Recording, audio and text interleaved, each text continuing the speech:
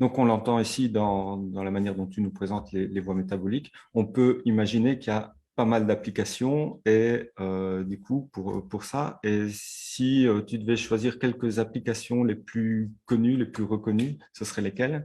Oui, il y a une liste longue comme le bras Oui. d'applications de la mélatonine.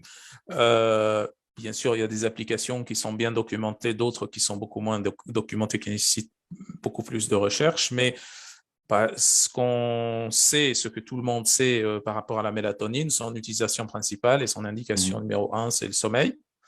Pas n'importe quel type de trouble du sommeil. Il y a certaines caractéristiques, certains signes qui font penser à un déficit en mélatonine. Mhm.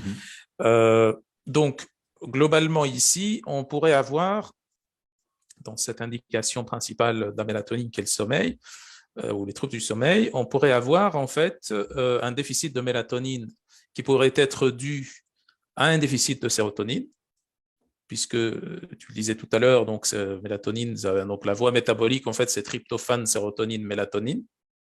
Et donc, si on a moins de sérotonine, hein, pour une raison ou une autre, hein, parce qu'on a moins de tryptophane, ou, etc., ou des cofacteurs ou autres, on va avoir forcément moins de mélatonine au niveau cérébral, puisqu'ici on parle au niveau Mhm. cérébral. Cette fonction-là de trouble du sommeil, ça fait appel à cette première voie qu'on a vue de la mélatonine en tant que neurotransmetteur inhibiteur.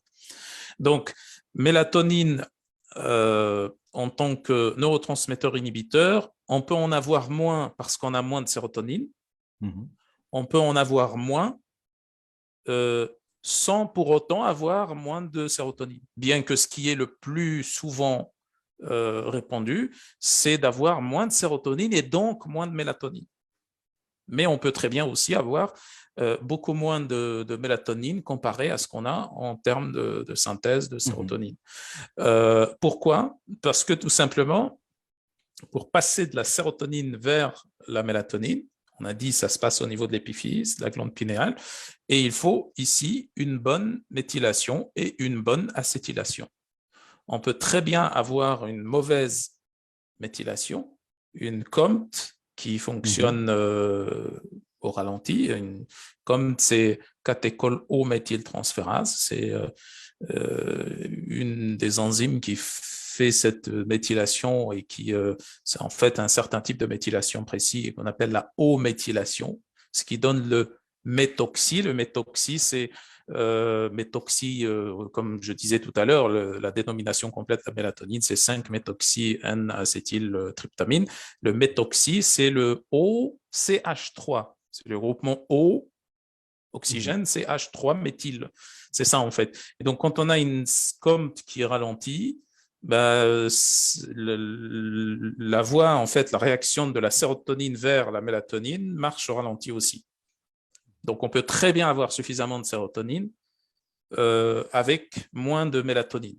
Donc, il y a ces deux possibilités-là. Et donc, dans la pratique, ben, en général, les problématiques de déficit en mélatonine, ben, ils sont soit liés à de la dépression, comme je disais souvent, c'est un déficit en sérotonine, donc on peut obtenir aussi une dépression, compulsion glucidique, etc. Soit c'est juste des problèmes de sommeil, et donc, les problèmes de sommeil, c'est tout simplement quand on a moins de mélatonine, on a du mal à s'endormir. Et puis, la qualité du sommeil est perturbée dans le sens Mhm. où on se réveille souvent et on a du mal à se rendormir ensuite.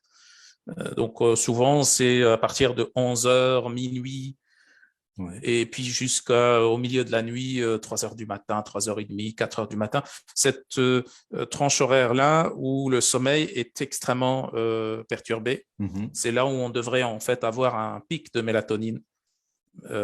Et donc, si on a moins de mélatonine, on va avoir un pic Mhm. moins important et donc on va avoir ces manifestations-là euh, sur ces troubles du sommeil. De sommeil, ouais, de réveil Voilà, donc ça, fréquent. c'est pas, on va dire, l'application principale de la mélatonine. Mhm.